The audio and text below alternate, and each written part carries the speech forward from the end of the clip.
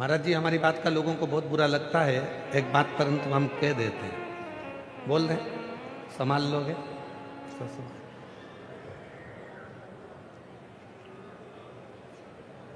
चुनाव लड़ो, जीतो,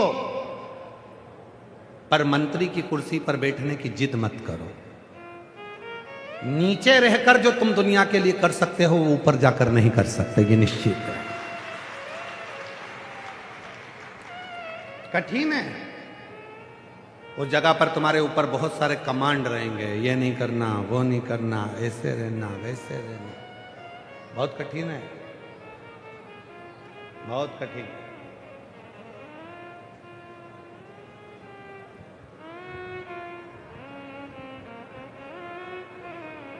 जितना व्यक्ति ऊपर की ओर बढ़ता चले जाता है, उतना उसको मर्यादा में रहना पड़ता है। बहुत मर्यादा उसको धारण करना पड़ती है।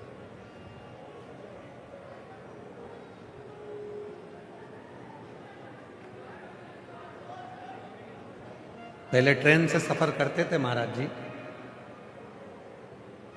अब बाथरूम के लिए भी अगर जाओ तो वहां पर 4 लोग खड़े मिलते थे, एक सेल्फी हो जाए। अब पीछे दरवाजे पे लिखा है शौचालय और सेल्फी है।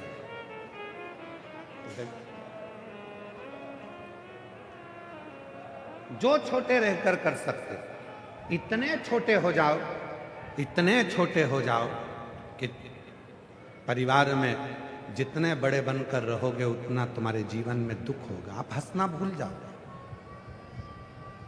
जितने बड़े बनोगे उतना हंसना भूलोगे।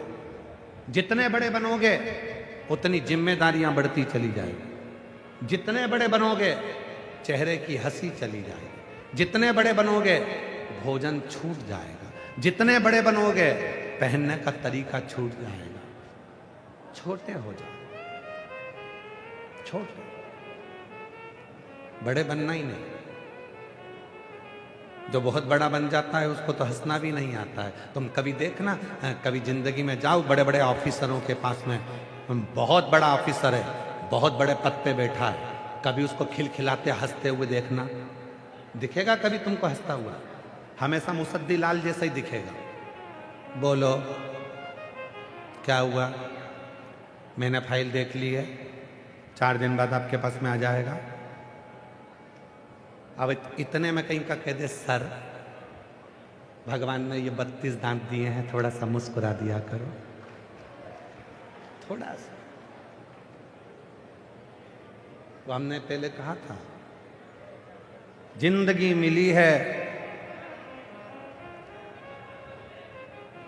तो मुस्कुरा लो खिलखिलाकर। एक दिन ऐसा आएगा कि ये 32 के 32 गिरेंगे हिल हिलाकर। ये पूरे 32 की 32 एक दिन हिल हिलाकर गिर जाए। मौका मिला है। भोजन छूट गया, भोजन छूट गया।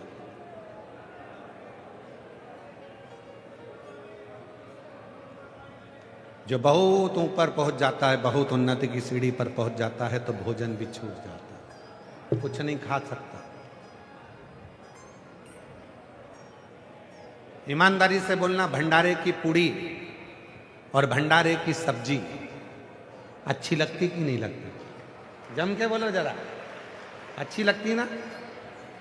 अब कहीं का के बताओ, इतनी मोटी मोटी पूड़ी, आधी कच्ची पक्की सब्जी, परंतु भंडारे की सब्जी और भंडारे की पूड़ी दुनिया को अच्छी लगती है।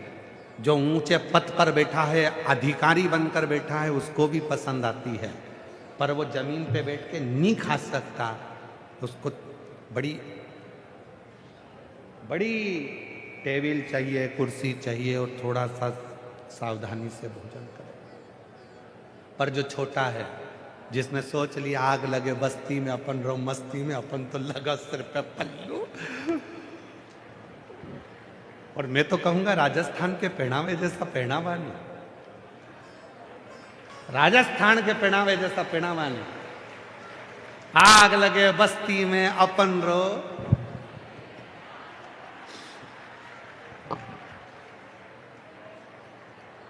अंदर की अंदर।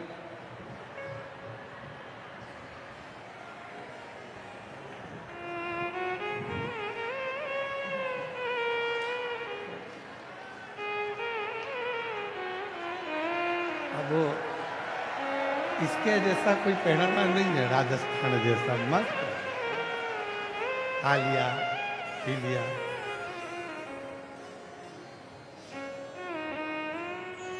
कोई कुछ बोल भी दे तो जवाब भी देना है तो घूंघट के अंदर से ही, मुंडी हिलाओ तो ठीक, नहीं हिलाओ तो ठीक।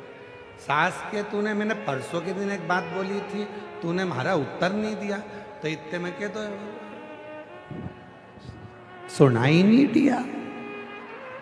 तो मैंने थारे कही थी ने ऐसी बात तूने सुना नहीं, तो क्या घूंघट के कारण बस आधी बात तो सुनी नहीं दे, आधी पंखा में फर फर करे तुम्हारे सुनाई नहीं दे, पंखा में फर फर करे तो मुझे नहीं सुनाई दे। सुंदर है। धन्यवाद पूरे राजस्थान को, आपका पहनावा पूरी दुनिया को दिया है आपने। साधुवाद।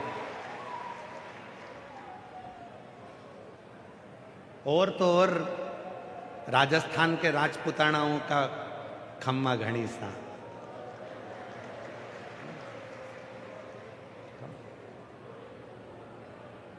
सीखो राजस्थान के इन राजपुतानाओं से, ये किसी के चरण को हाथ नहीं लगाती, दूर से पल्लू लेके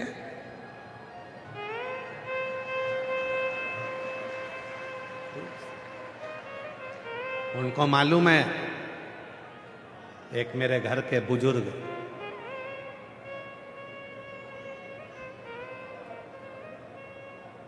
हमारी भावा, हमारा पिताजी और एक मेरा पति, जिनके चरणों को मैं हाथ लगाऊं, बाकी के तो दूर से ही प्रणाम से। तो दुनिया है ये आपको अमृत तत्व की प्राप्ति कराकर बाहर पटक देगी। बांसु की नाक को बाहर पटक दिया, कोई देखने वाला नहीं था, कोई संभालने वाला नहीं था, कोई नहीं संभाला। पार्वती जी का ध्यान गया वासु की नाक के ऊपर, तो उन्होंने शिव जी से कहा इसको कुछ वर दो।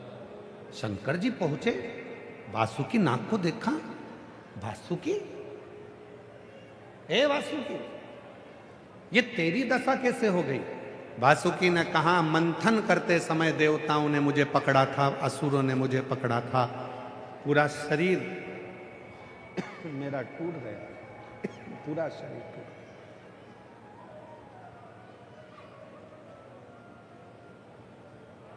ये मेरा पूरा शरीर टूट चुका, अब मुझ में कोई बल नहीं है। शंकर भगवान ने पूछा वासुकी,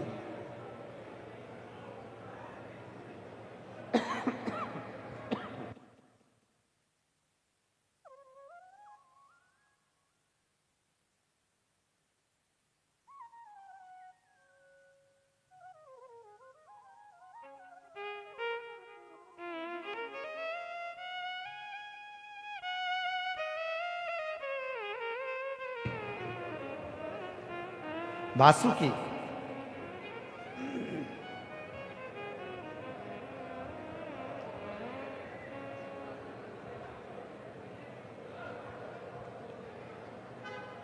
क्या मैं तुझको अमृत दे दूं? मैं तुझको अमृत लाकर दे दूं? अगर बोले वासुकी तो मैं तुझे अमृत लाकर दे सकता हूं। वासुकी ने कहा, मुझे अब अमृत नहीं चाहिए, मुझे अब अमृत नहीं चाहिए। तो फिर वासुकी, तुझे क्या चाहिए, क्या दिया जाए तुझे? वासुकी नाग कहते हैं कि मुझे अमृत की प्राप्ति अब नहीं चाहिए, अब तो मुझे अगर कुछ देना चाहते हो तो पूरी जिंदगी तुम्हारा साथ दे दीजिए और कुछ नहीं दीजिए, तुम्हारा साथ।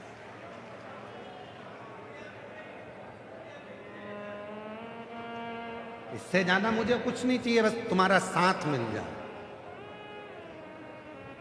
और कुछ। भगवान शिव ने कहा, वासुकी तेरे इस दर्द में तूने अमृत नहीं मांगा, तेरे इस दर्द में तूने औषधि नहीं मांगी, तूने तेरे दर्द में अगर मांगा तो केवल मेरा साथ मांगा।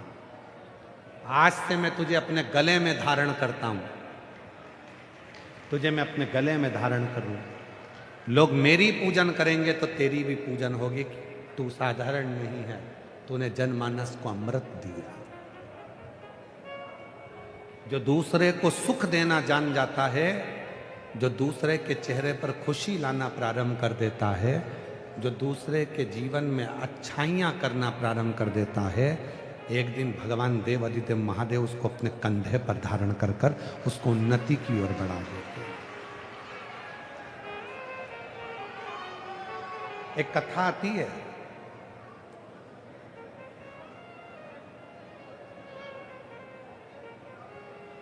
माता अनसुईया और आंत्री ऋषि की एक बेटी थी जिसका नाम था अपाला।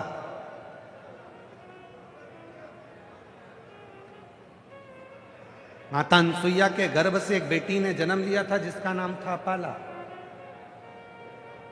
आंत्री ऋषि की पुत्री थी अपाला।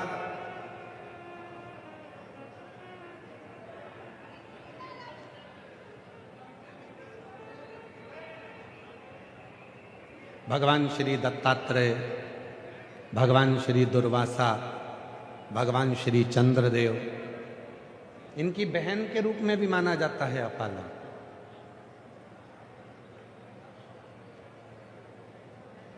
आंत्री ऋषि की बेटी अनसुईया जी की पुत्री अपाला इतनी विद्वान थी, इतनी विद्वान थी कि एक बार जिस वेद का वो अध्ययन कर लेती थी वो वेद उसके कंठस्थ हो जाते।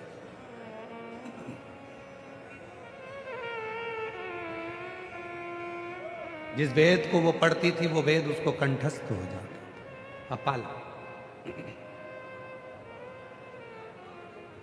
पर एक कमी थी उसमें। जिस दिन से उसका जन्म हुआ था उस दिन से लेकर वो अपनी पूरी जिंदगी में उसको चर्म रोग हो गया था, उसकी चमड़ी का रोग उसको हो गया था, उसकी चमड़ी गलती थी। चर्म। अपाला आंत्री ऋषि की बेटी अनसुईया जी की बेटी अपाला, अपाला को एक रोग था, चर्म रोग, जिससे पूरा शरीर, चर्म रोग के कारण अपाला का पूरा शरीर बेकार हो गया था। पूरा शरीर, अपाला का पूरा शरीर बेकार हो गया था। चर्म रोग के कारण उसका पूरा शरीर बेकार। चर्म। और जब पूरा शरीर चर्म रोग के कारण बेकार हो गया, अपाला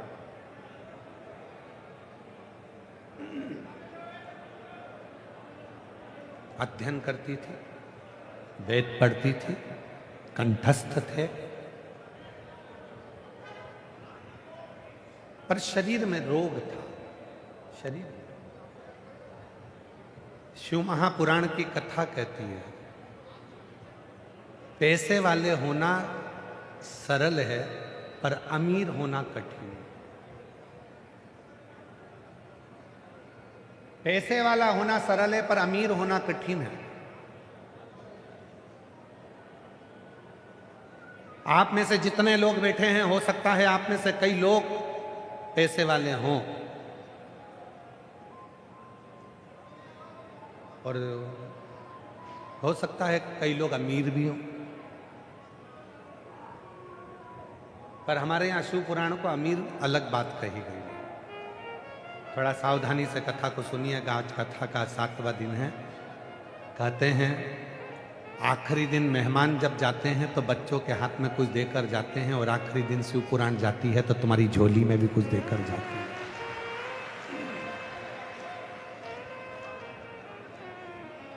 इसलिए बहुत सावधानी से कथा को श्रवण करिए, भाव से सुनो। लोग, मेरा निवेदन है, पीछे कई लोग कथा का इंतजार कर रहे हैं, अंदर आने का इंतजार कर रहे हैं, उनसे निवेदन है ये कथा पूरी हो जाएगी तब तक तुम चिल्ला चोट करते रहोगे। एक जगह पर बैठ जाओ, कहीं जाकर कथा को सुनो और अपने जीवन को सार्थक करो। अंदर जाना है, आगे जाना है, आगे जाना है के चक्कर में पूरी कथा निकल जाएगी और 11 बजे कथा विराम हो जाएगी। ये सब इस भूमि को नमन कर कर चले जाएंगे, तब तुम यहाँ आकर बैठोगे भी तो क्या लाभ होगा। जहाँ जगह मिल रही है वहाँ बैठ जाओ और दिल से कथा को श्रवण करो, सुनो कथा।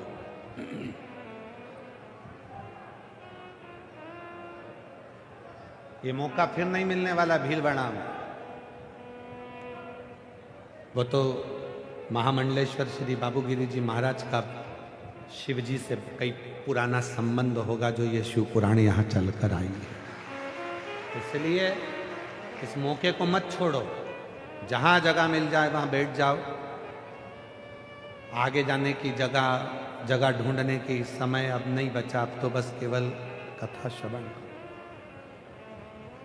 1-1.5 घंटे में ये पूरी हो जाएगी, सब अपने अपने घर चले जाएंगे। जिसने ले लिया उसने बटोर लिया तो बटोर लिया, जो रह गया वो। अपाला, आंत्री ऋषि की बेटी अनसुईया जी की पुत्री अपाला, शरीर में चर्म रोग था।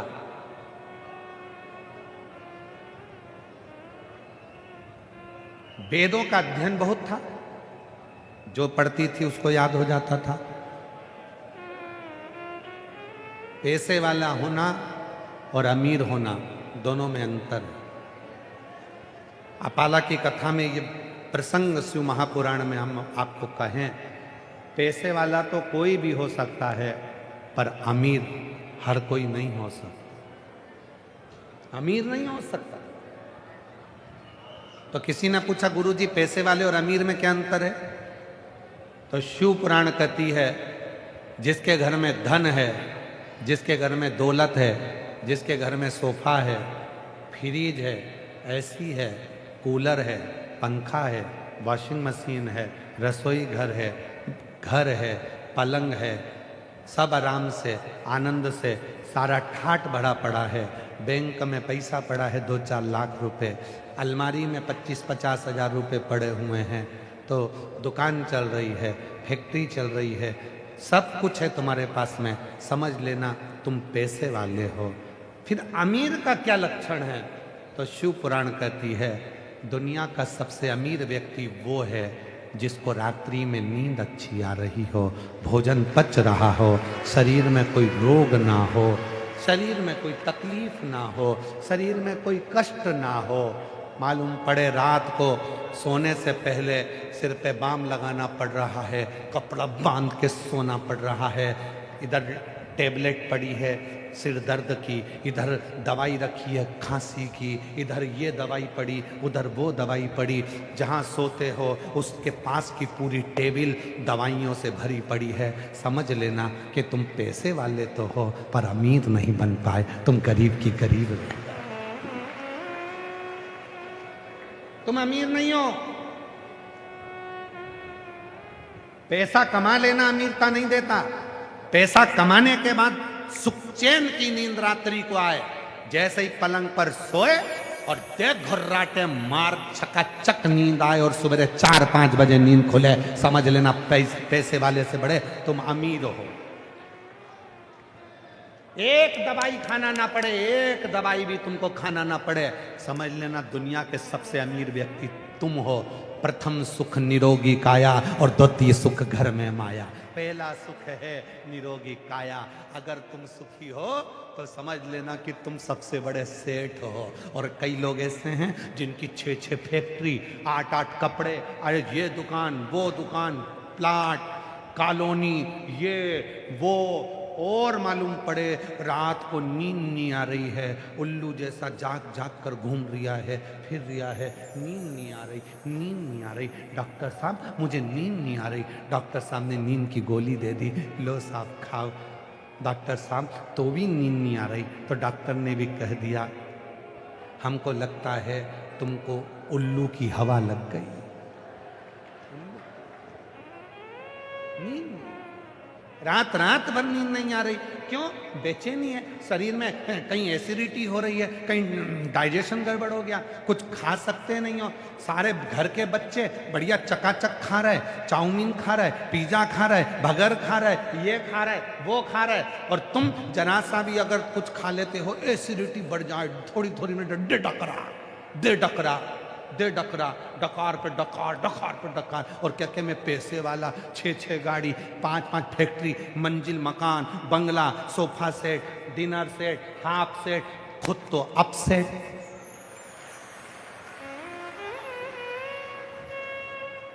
क्या मतलब था ऐसा dinner set, half set, full set? खुद तो सेट हो नहीं पाया और कह रहा मेरा half set, sofa set, dinner set, पलंग सेट, ये सेट, वो सेट, आदमी अप सेट, तो काय का सेट उसमें? इसीलिए हमारे यहाँ कहता है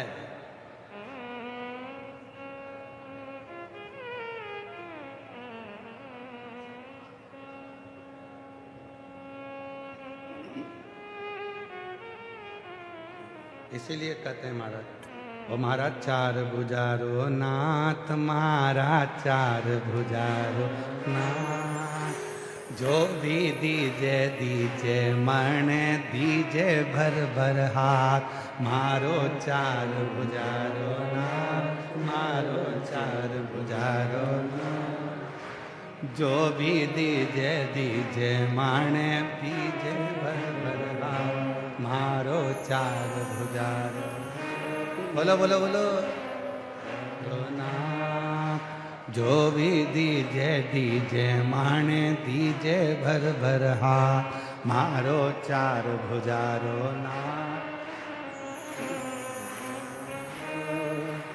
जो भी दीजे दीजे मन, दीजे भर भर हाथ, मारो चार भुजारो नाथ, मारो चार भुजारो, जो भी दीजे दीजे माने, दीजे मारो चार भुजारो। और सुनो सुनो सुनो सुनो, बहुत अच्छी लाइन, बेटा तो मन चार दीजे, बउआ दीजे सात,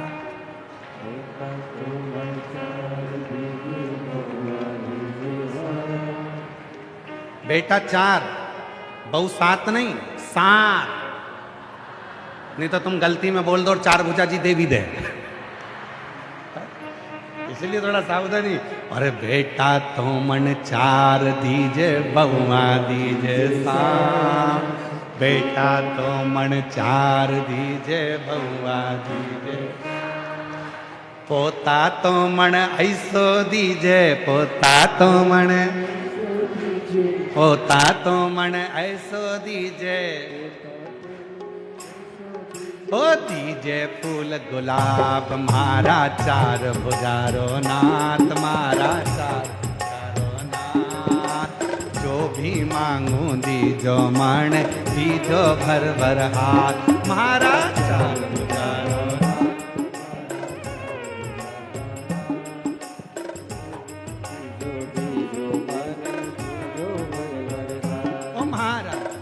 भुजारो नाथ, मारा चार भुजारो नाथ, जो भी मांगू दीजो माण, दीजो भर भर हाथ, मारा चार भुजारो नाथ, मारा चार भुजारो नाथ, जो भी दीजो मांगे, दीजो भर हाथ। जय हो।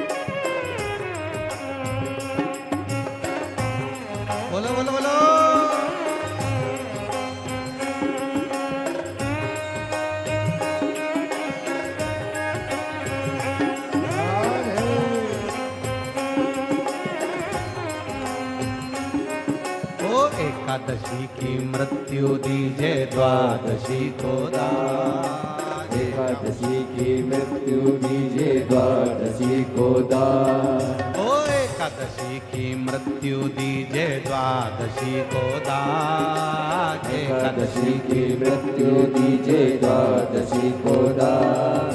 ओ मेवाड़ की भूमि दीजे दीजे दोनों हाथ। महाराज चार गुजारानाथ महाराज चार गुजारानाथ। जो मांगू दीजो माने दीजो भर भर हाथ। महाराज चार गुजारानाथ महाराज चार गुजारानाथ। जो मांगू दीजो माने दीजो भर भर हाथ। महाराज चार गुजारानाथ महाराज चार गुजारानाथ।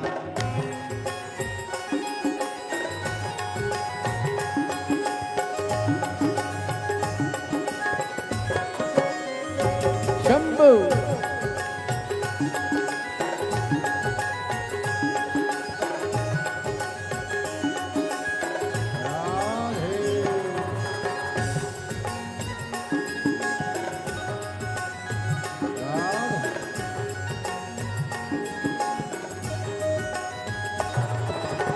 शंभो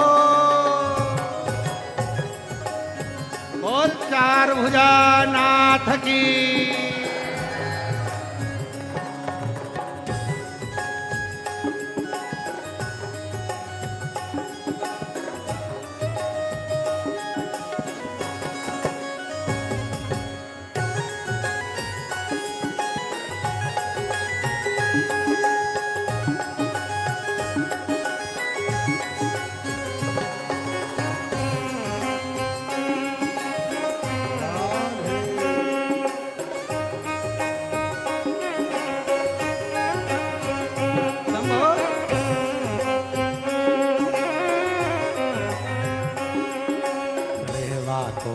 बंगलो दीजो गाड़ी दीजो सान। रहवा तुम्हारे बंगला दीजो गाड़ी दीजो सान। रहवा तुम्हारो बंगलो दीजो गाड़ी दीजो सान। रहवा तुम्हारे बंगला दीजो साड़ी दीजो सान। ओ लक्ष्मी तो मन ऐसी दीजे लक्ष्मी तो मन ऐसी दीजो दीजे भर भर हाथ। महाराज चार गुजारानाथ महाराज चार गुजारानाथ। जो मांगो दीजो मन दीजो भर भर हाथ। महाराज चार गुजारानाथ महाराज चार गुजारानाथ। जो मांगो दीजो मन दीजो भर भर हाथ। महाराज चार गुजारानाथ महाराज चार गुजारानाथ।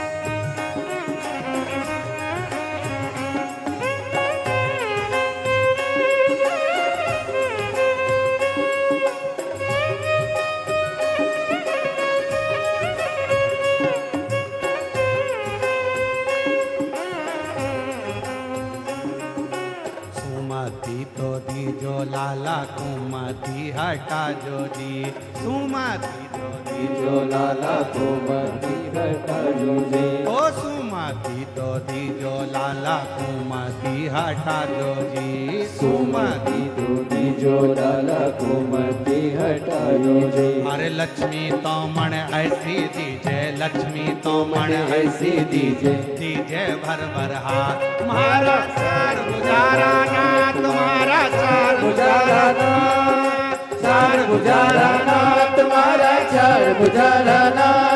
ओ चार गुजारा ना तुम्हारा चार गुजारा ना। ओ चार गुजारा ना तुम्हारा चार गुजारा ना। ओ चार गुजारा ना तुम्हारा चार गुजारा ना। चार गुजारा ना तुम्हारा चार गुजारा ना। चार गुजारा ना तुम्हारा चार गुजारा ना। चार गुजारा ना तुम्हारा चार गुजारा ना। बोल चार भुजानाथ भगवान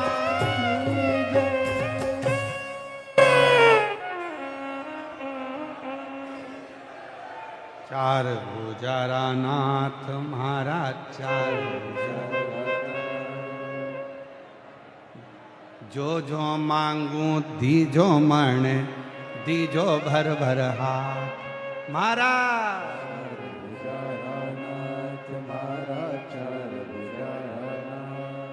हे मेरे बाबा कृपा करने वाले जो मांगू वो दे जीवन में। अपने स्थान पर बैठकर बाबा को अपने मन का भाव कहिए, दिल से प्रार्थना करिए, विनय करो, निवेदन करो हृदय से। आज कथा का विराम दिवस है।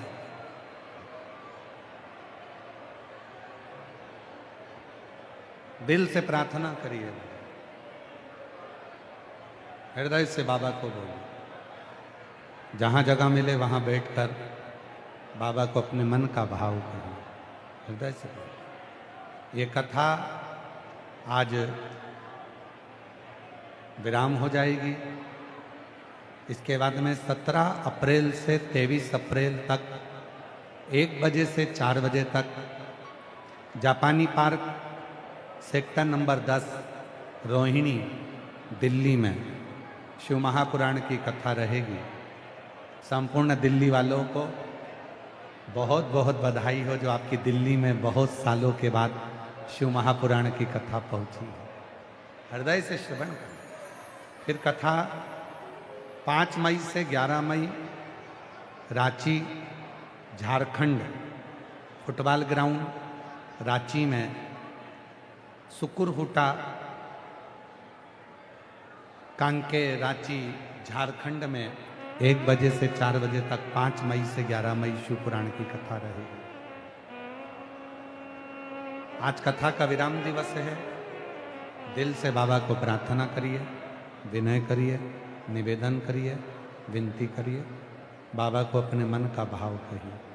जहाँ जगह मिले वहाँ बैठकर बाबा को अपने मन का भाव जरूर करें।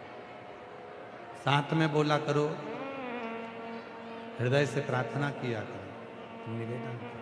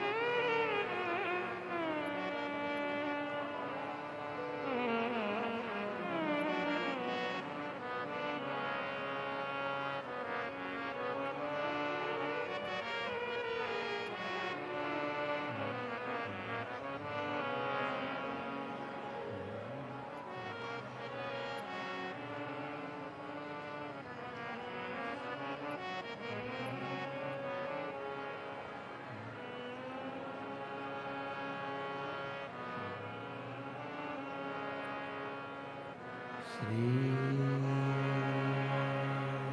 शिवाय नमस्तु। श्री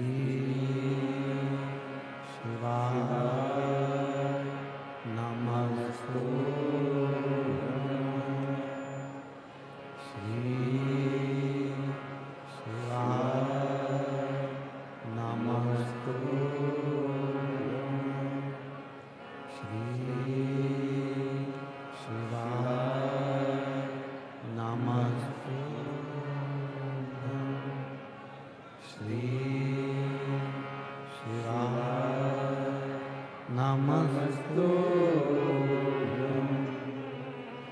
भोला सब दुख काटो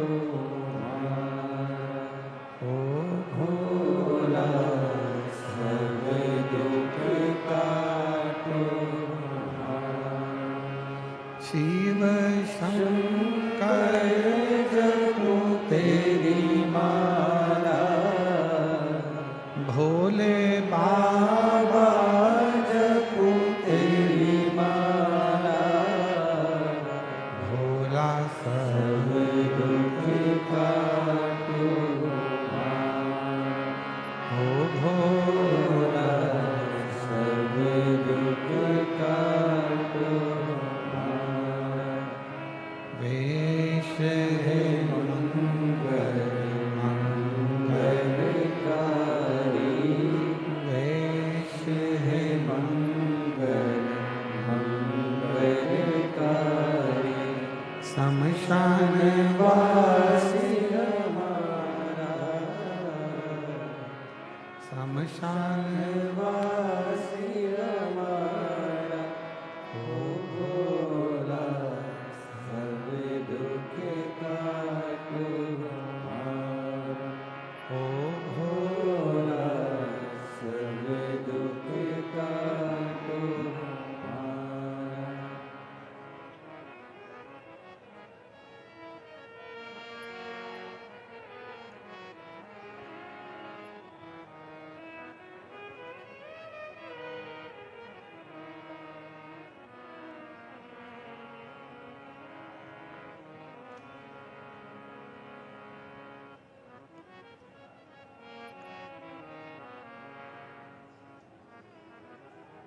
बाबा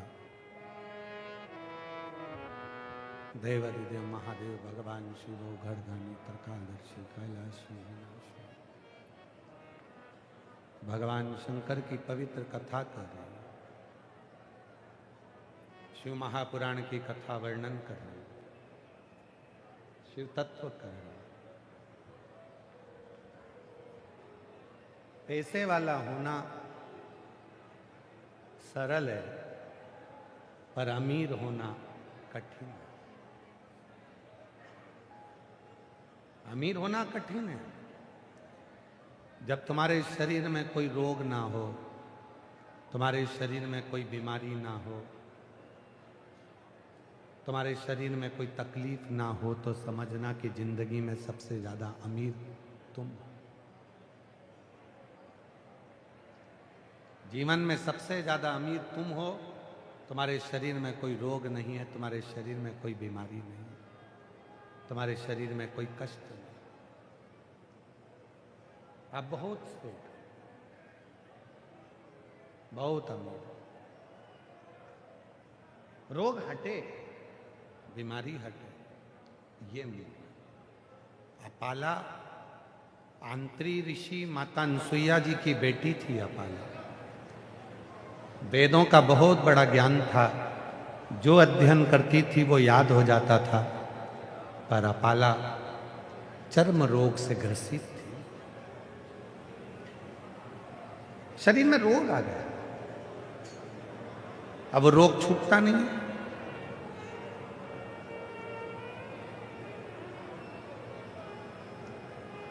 कभी कभी जिंदगी में ऐसा होता है कि बहुत तुम विद्वान हो जाते हो, बहुत विद्वत्ता हो जाती है, बहुत बड़े पद पर पहुंच जाते हो, बहुत बड़े ओहदे पर आ जाते हो, बहुत पढ़ लिख लेते हो, बहुत ज़्यादा ज्ञानी हो जाते हो, तो तुम किसी की बात मानते नहीं। फिर तुम्हें किसी की बात अच्छी नहीं लगती। पहले के लोग और आज के लोगों में अंतर है। पहले के समय में लोग समझते थे, फिर समझाते थे।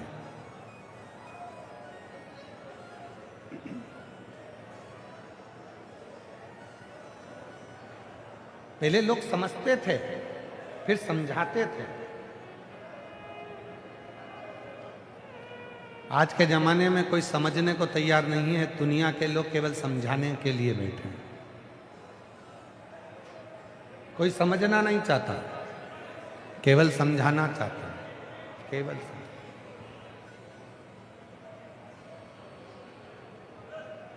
और शिव पुराण कहती है जिसने जिंदगी में समझ लिया वही समझाए तो अच्छा है, और जो समझा ही नहीं केवल समझा ही रहा है उसमें श्रेष्ठता नहीं, उसमें फिर श्रेष्ठता नहीं हो सकती। स्वयं समझो पहले। और यहां तक शिव पुराण की कथा कहती है सास को बहू के हृदय की बात को समझना चाहिए और बहू को सास के हृदय की बात समझना चाहिए।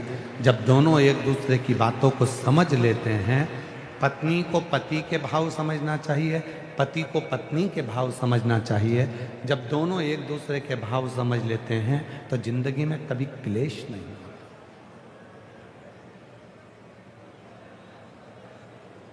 कोई समझता ही नहीं। समझाना सब चाहते हैं। बच्चे माँ बाप को समझा रहे हैं, माँ बाप बच्चों को समझा रहे हैं, सास बहू को समझा रही है, बहू सास को समझा रही है, पति पत्नी को समझा रहा है, पत्नी पति को समझा रही है, जेठानी देवरानी को समझाना चाहती है और देवरानी जेठानी को समझाना चाहती है।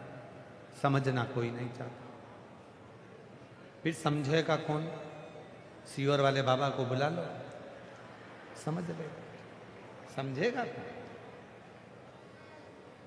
समझना।